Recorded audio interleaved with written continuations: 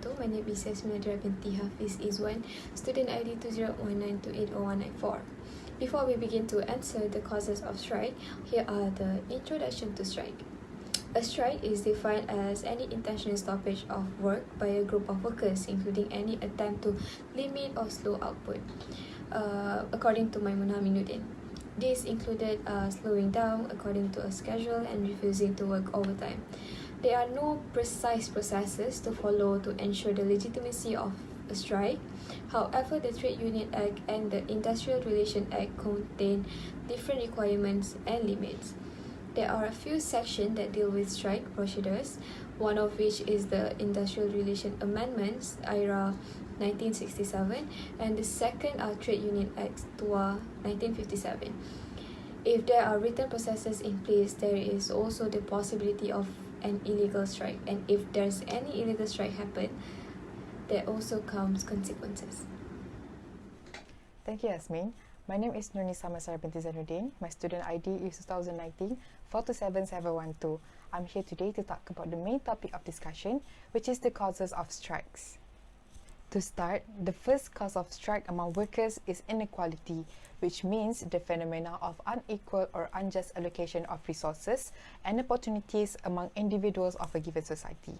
Inequality comes in many forms, and some of the examples I can provide are gender inequality or racial inequality. In this discussion, we'll be focusing on the inequality in opportunities and treatment among workers.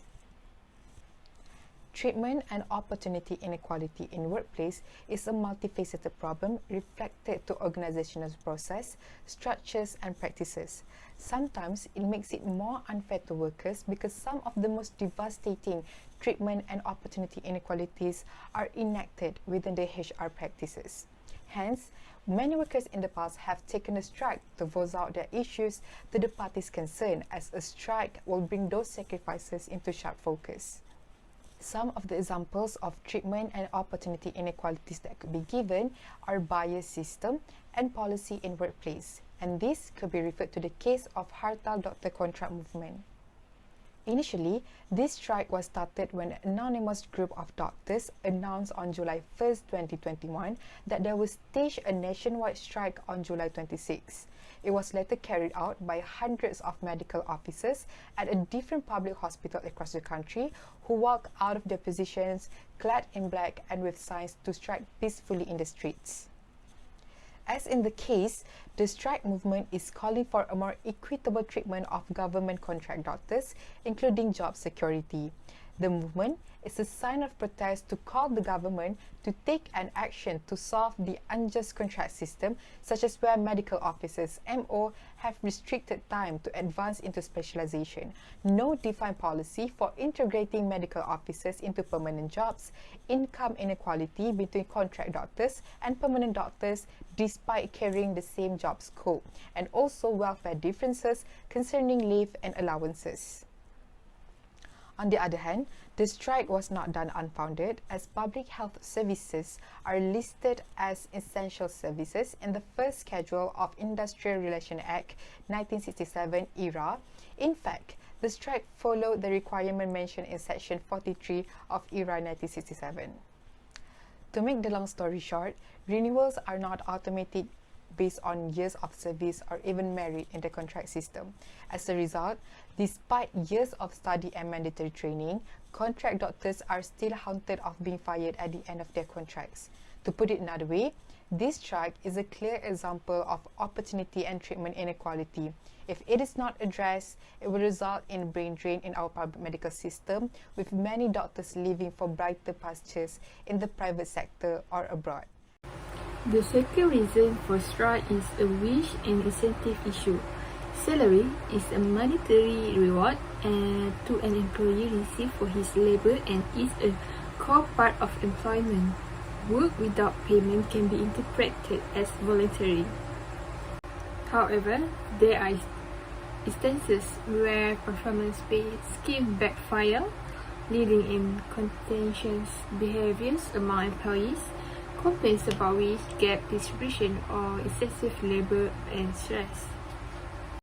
For instance, Migrant employees in Malaysia went on strike in January 2019 over unpaid salary at the company's operation in Bandar Baru Salak Tinggi, Sepang. WRP Asia Pacific Sdn Bhd, a Malaysian rubber glove manufacturing company, is considering legal action from the Malaysian government after it was discovered that the company had not paid its immigrant employees in 2018.